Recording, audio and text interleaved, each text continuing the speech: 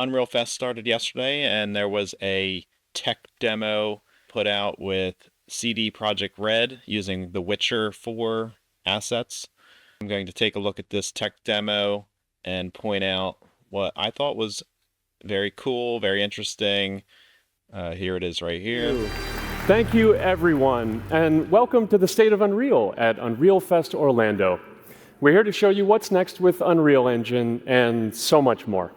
We are thrilled that you're able to join us. Thank you. But first things first, I'm here with Sebastian and Kitek from CD Projekt Red. We have a lot to talk about. Hey, guys. Hey. Thank you, Wyatt. Thank you, Wyatt, and hello, everyone. With The Witcher 4, we're stepping things up. And to do that, we needed the right partner. One that truly understands that great open-world games are all about art and technology coming together. Yeah, and look, our goals are completely aligned here. And around the launch of UE5, your awesome team at CD Projekt Red announced a collaboration to make open-world development in Unreal even better. And it's an opportunity, we just couldn't pass it up. So we've been working on a technical demo together to achieve just that. I think we should take a look at it. You guys ready? Born ready. What they mentioned here is something they've talked about in the past. CD Projekt Red is actually contributing a lot to upgrades and enhancements in Unreal Engine. So there's a lot of features coming into Unreal that is being built by these professional studios. It looks like there's over 400 people working on The Witcher 4. I'm coming at this with an indie dev or solo developer mentality, and I'll try to point out what I think is going to be useful to a smaller team. Kitek is going to play the build for us. Sure, let's do it. He has a PlayStation controller, and this is a tech demo. This is not actually The Witcher 4. So that being said, what we see as the assets will show up in The Witcher 4, but a landscape and world and location most likely will not. The color grading, I'm thinking, will be different. Right now, it's looking a little too saturated.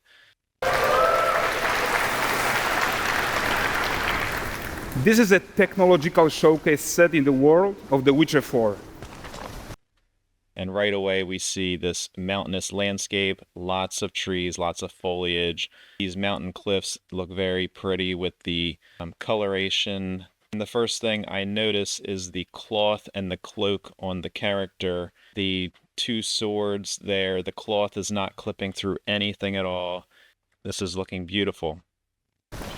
What you just saw and are going to see now is running on a standard PlayStation 5 at 60 FPS with ray tracing. So right there, they've shown this before with demos in the past, the character getting close to the boulders here, and she's pushing off of them to keep herself at a distance. PlayStation 5 at 60 FPS with ray tracing. There's a lot of this going on with the character, the animation system. So they are starting work on a new animation system. It's going to replace animation blueprints entirely, and they're calling it the Animation Framework System. And it entails control rig, sequencer, motion matching, and it's going to be multi-threaded, a big performance boost.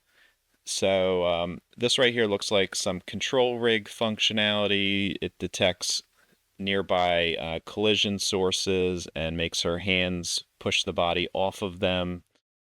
Very awesome to see that level of detail. So in the game, you'll be playing as Ciri, a professional monster slayer, a witcher. She explores the world and hunts down monsters for coin. Right here, same thing. She's from a different angle. Now it's above her and she's ducking down. That's very cool. The region we are in is called Kovir, and you'll get to explore it in a game. Right now, Ciri is investigating a monster, and after gathering new clues, she is heading back to a nearby village. Trees and foliage look amazing. All right, everyone, meet Kelpie. Let weeds be weeds, Kelpie. So just like Geralt and Roach, Ciri has her own loyal companion. We return to town. I don't know if it's YouTube or the engine. We see some ghosting in the character here, but everything's looking. Let me see. I'm not at 4K. Reflections do not seem the greatest in the water. These two characters need to feel like one. Since you're gonna explore the world on horseback, riding needs to feel seamless, natural, and just fun. Yeah, and to support that, we're introducing multi-character motion matching in Unreal. So Ciri and Kelpie, they're That cloak is amazing. Look at the inside of it. Has fur. She just pushed it out of the way with her arm. Hair, everything is looking super detailed, and snow here doesn't look entirely convincing. A lot of this looks standard UE5 stuff. There's nanite tessellation in the ground, the rocks jutting out. The distance is likely HLODs, more efficient for streaming. Everything's very saturated. There's a lot of bright colors. It could be the time of day. For The Witcher, I would expect things to be a little grittier, darker. This is looking blown out a little bit, too bright. perfectly synchronized when mounting from any angle and speed. And we also support root motion movement on Kelpie, so controlling her feels realistic and grounded. And there are also some really nice improvements to our Unreal Chaos Flesh Solver and these machine-learned deformations. So you've got realistic muscles moving and stretching under Kelpie's skin without compromising the performance there.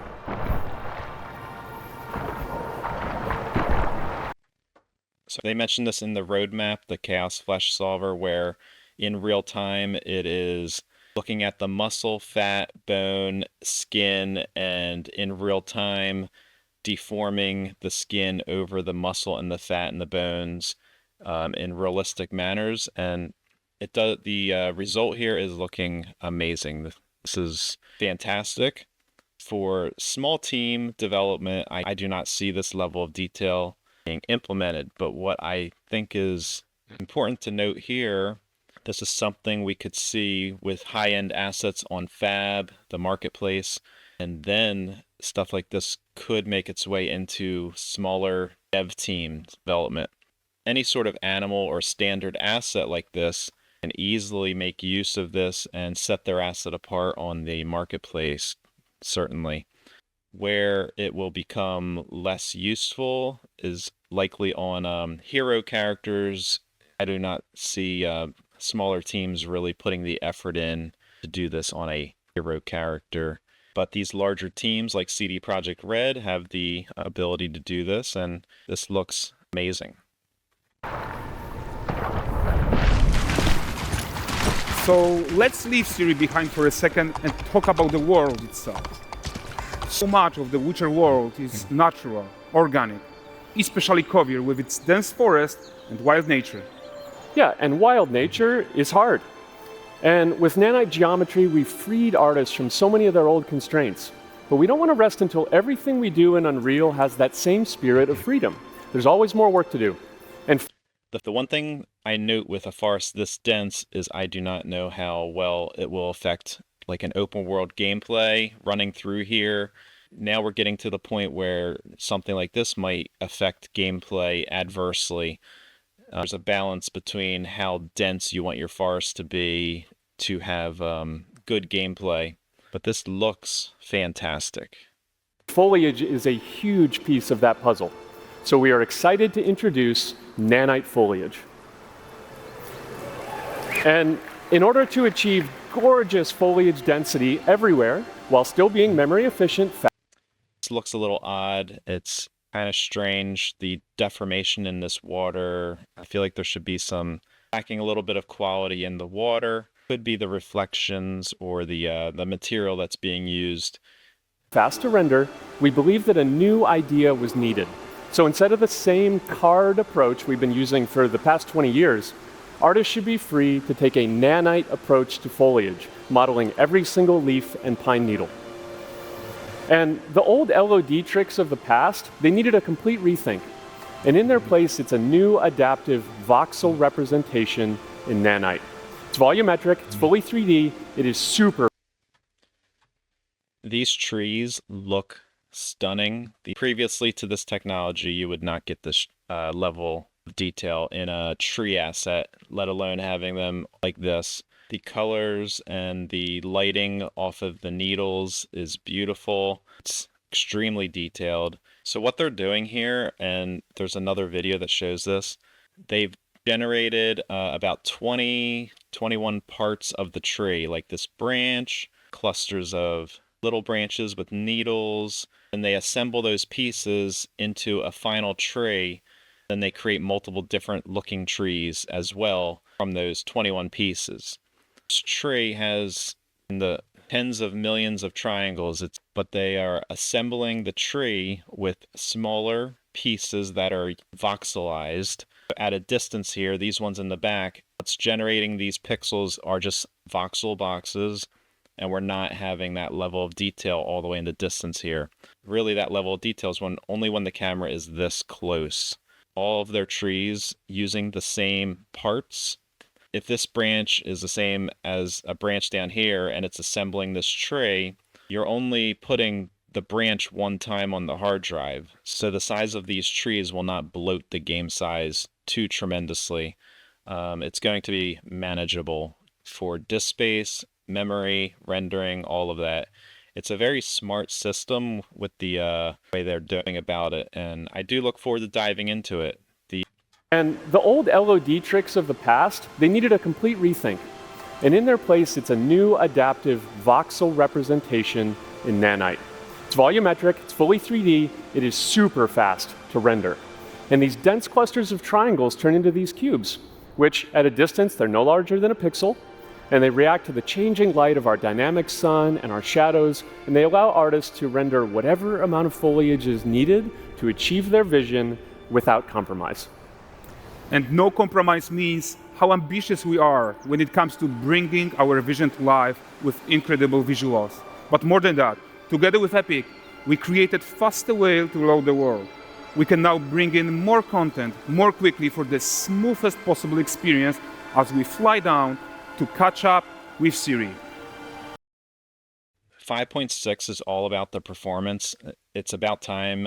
They're really focusing a lot on the performance, and that's what gets me the most excited about this version of the engine. Right here, as they're flying through this dense forest, very But quickly, more than that, together with Epic, it's loading in all of these trees, geometry, world grids, everything super fast. I did not notice a hitch in this. we created Obviously, it's been completely optimized for this tech demo. I'm looking forward to seeing how it affects what I'm working on. faster way to load the world. We can now bring in more content more quickly for the smoothest possible experience as we fly down to catch up with Siri. Again, the water, these splashes on the edges here just do not seem super realistic. Something's not looking right. Very saturated.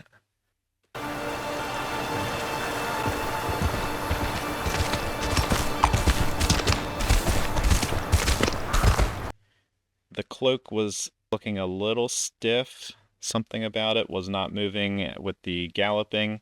Looks like we're approaching a town in a Disney movie. It's just so saturated with the colors. I do love the visual, but it does not seem perfectly set for The Witcher. Welcome to Valdrest. So Valdrest is a port town, a hub for fishing, trade and mining. It's one of those places where you can meet shady characters or overhear gossip from other lands. It's also where Ciri took on her current contract. High-tech, let's leave Kelpie here and explore the marketplace and food. And the missus? I'm so excited we can finally show you some of this stuff. We got a guy on a ladder over here. Good foot placement. That looks great. Now they're going to, they're talking about animation systems, character, the mass system, smart entities, trying to show all that off and how many characters they can fit into a scene, into a world. Going back to the animation framework, that's the big thing they're trying to point out here is how it's multi-threaded, and all of these different characters with their own animations are performing. And this animation framework is not something ready just yet. It's an experimental feature, and they are saying there's at least a 2-year lead time until it's ready for production. So even though this looks awesome, it's not something immediately ready. Their focus is to get it into Fortnite. Once it's in Fortnite, then it will be ready for production. This is more of a feature to look forward to in the coming years. Let's see what Valtros has to offer. Not her again. Not even at the Land Exeter Fair! Now, 9 gazes while I present him with a fish. For the furry rascal will... So she's pushing off the people here, but there's a lot of detail that's going on in this scene. We have little creatures. We've got the guy spitting. This lady's shielding her child away from her. She's a little skeptical. We have like a rat or something scurrying around. We have a bear trainer. These guys are all cheering. She's going through this crowd, and with the control rig, she's pushing off of these nearby people pretty aggressively. And a lot going on here. A lot of animations. We got fur, cloth on everybody, hats, baggy clothes. There's just a lot going on. Some horses in the background, people way in the distance. Very, very detailed, very cool, very nice looking scene. Furry rascal will often wink at a bear. She like stuttered a little bit getting through there. That was a nice touch. For the furry rascal will often wink at a bear's weight. Grants good fortune. Which here, have they?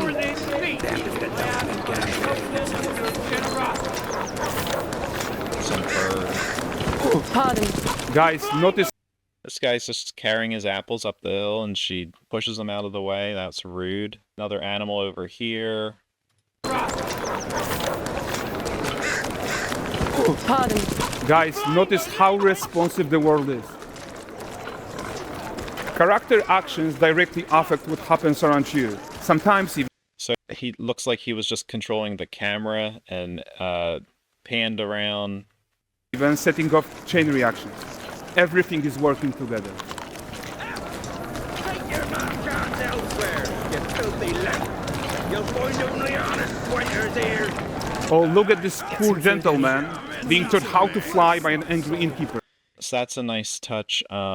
With this beggar, she throws a coin. He sees the coin, picks it up. That's, I believe, using some smart asset technology. The AI, the NPCs, smart assets are part of the mass entity system. With these smart assets, AI can react to them in certain ways, and there would be certain logic involved. And we're going to see more of that later as well. Oh, look at this poor gentleman being taught how to fly by an angry innkeeper. That's what happens when you cheat at Gwent. Last of it, is it? Running away. Silver, round ones, what jingle in the purse.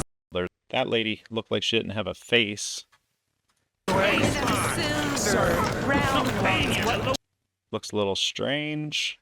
Could be an LOD thing for detail because of so much going on. There's a loss of detail in the face here.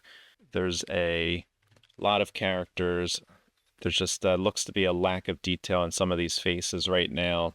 So all of this is metahuman technology. There's LODs, and they remove bones at certain distances and stuff like that. So there could be getting rid of the bones in the face for performance. jingle in the purse.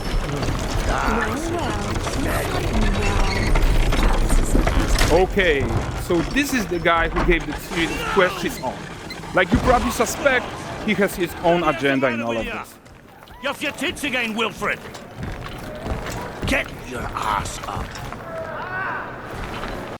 So we had some depth of field here when the camera's transitioning from her to this cinematic. So this is a matching technology where From here, the guy on the controller is moving her, presumably.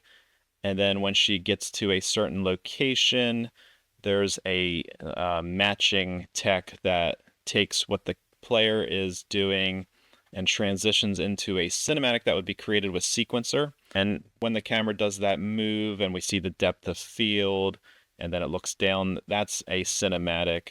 Very seamless. I can't notice a transition. I do like the stylized nature of what's going on here. This is a style I personally try to create, not to this level, but I like the realistic but stylized. That's what I aim for in my games that I am creating, and so this is up my alley. The only thing I would do different is desaturate a little bit, and perhaps I feel it's missing like some darkened areas or shadows or something. It's just a lot of everything's very bright. Off your tits again, Wilfred! Get your ass up!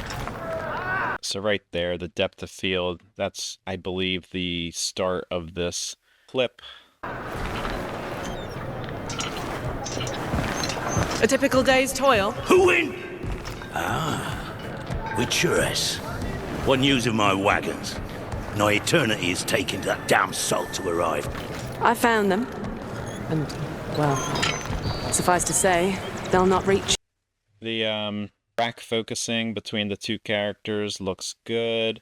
That's just simple camera stuff in sequencer.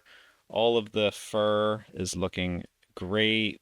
The guy had his hat bobbing around, cloth, fur, grooms, his mustache. There's a lot. You can see the threads in his hat. All of this is looking so good. Doing fur, I'm wondering if this is cards or a groom, perhaps. I would expect this is fur cards, but I could be wrong. Fur is extremely difficult to do in video games. News of my wagons. So this fur is looking really good. I wonder if it's a groom that's on the clothing somehow. I'm not exactly sure how that's done. Faces look great.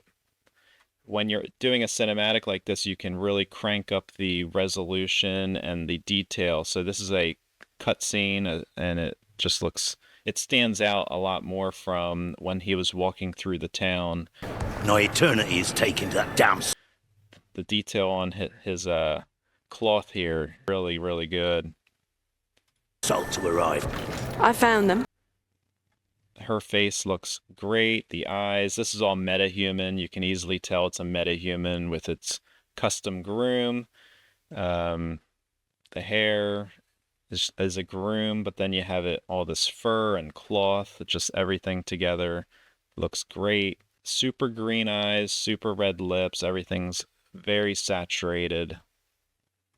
And, well, suffice to say, they'll not reach you.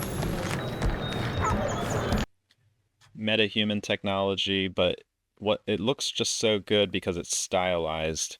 The metahumans can look this uncanny valley feel where they just are out of place because they look too realistic or something, but they stylized the skin color, and it does look really good here. As for the salt, I found not one speck. So the animation on her face, there was a lot of inflection and detail. You can tell it was performed by an actor, and that's other technology they've been showing off, the real-time acting with Unreal Engine to get performances and then use that for animation data. Just all of this right here.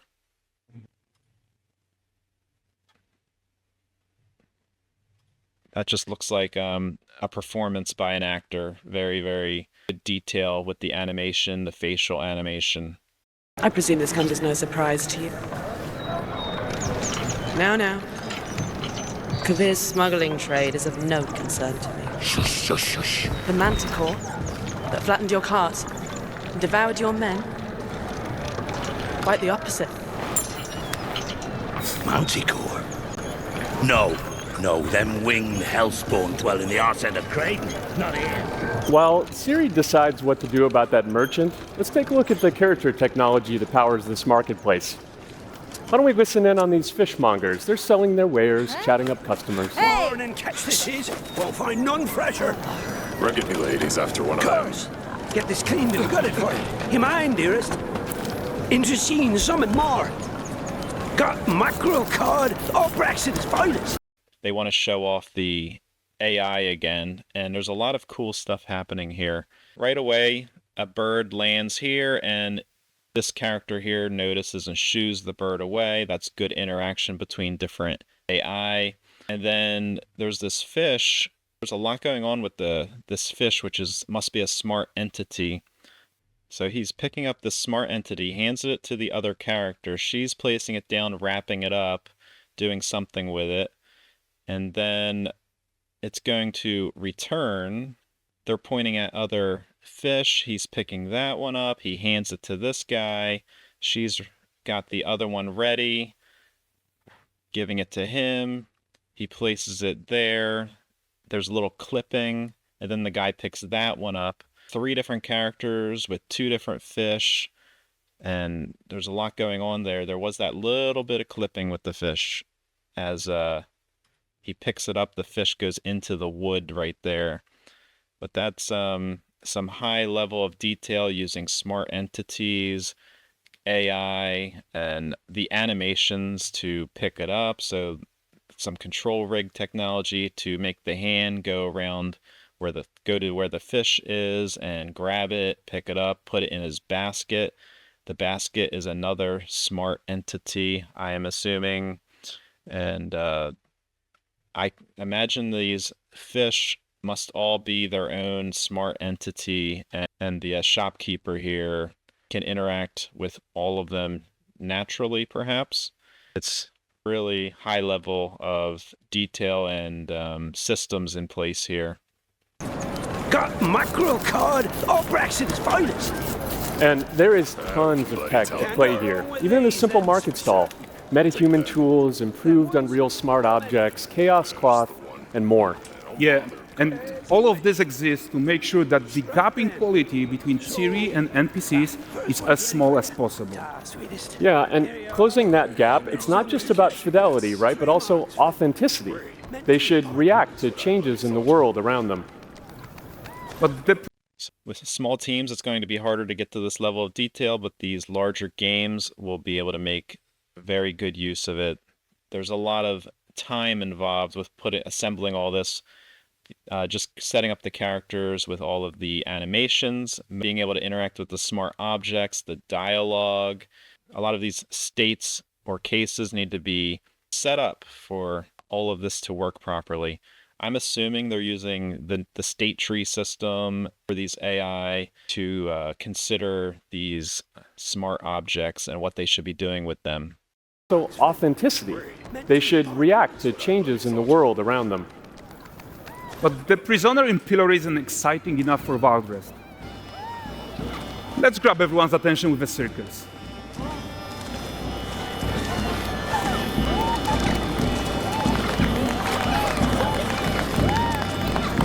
But the great performance deserves a huge crowd though. Let's crank it up.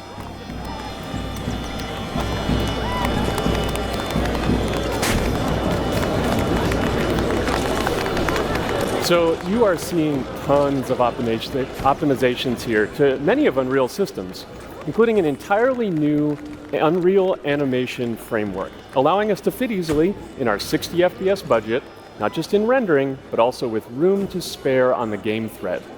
Over 300 animated skeletal mesh agents all going about their business.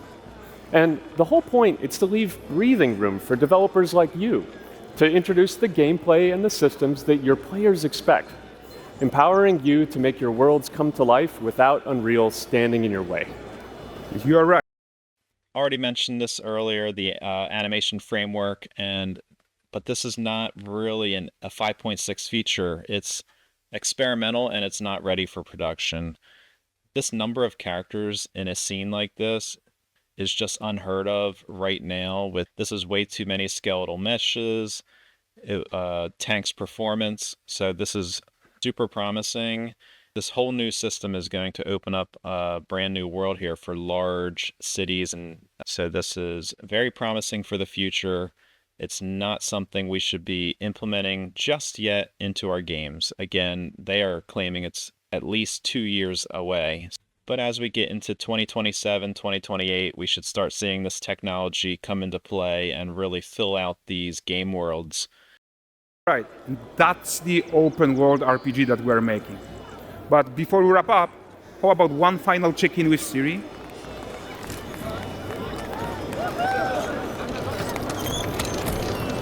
We are making this game to be the most immersive and ambitious open world Witcher game ever. And we are making this a reality thanks to our work on Unreal with the team at Epic. I think what we're doing together is going to bring in a new generation of open world RPGs, and I'm so proud of what we accomplished so far. We are too. So we're almost done, but before we go, here's a small gift for all Witcher fans. A first look at Lan Exeter.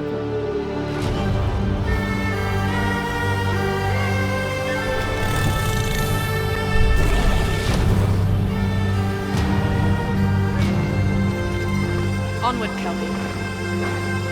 We've worked.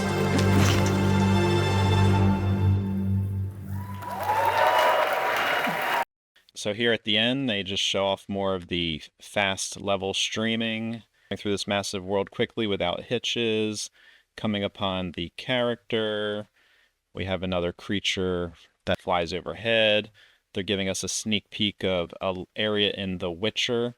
Since it's a gift to Witcher fans, I would expect this is what one might expect with the game. We have some fog here, fog with the trees down there, a lot of fog. Looks pretty good, but at this distance, it just seems like it's just a lot of tall spires connected with some walls and cliffs. It's hard to tell what it actually will look like inside, but it is massive and it looks like there's a lot to explore. Maybe a barns down here, a house, some boats. Here's some boats in the distance. Huge mountain in the distance there. It looks like a very massive world. Water with another boat out there. So this kingdom seems to be on a water's edge here. Another bridge going across that. Very cool looking. So really, for smaller indie devs like myself, a solo developer, the things that I would say stand out the most are the performance gains. Just by installing Unreal 5.6, there will be a performance increase. The foliage system is a huge one, and fast level streaming is another big one. Chaos Flesh and all that stuff is a luxury. Maybe it's something that comes into play through marketplace assets. The metahuman technology is built into the engine now, so there's a lot more that can be done with that. Just being able to have this many characters at once will be amazing, but very, very promising stuff. Looks great, and I can't wait.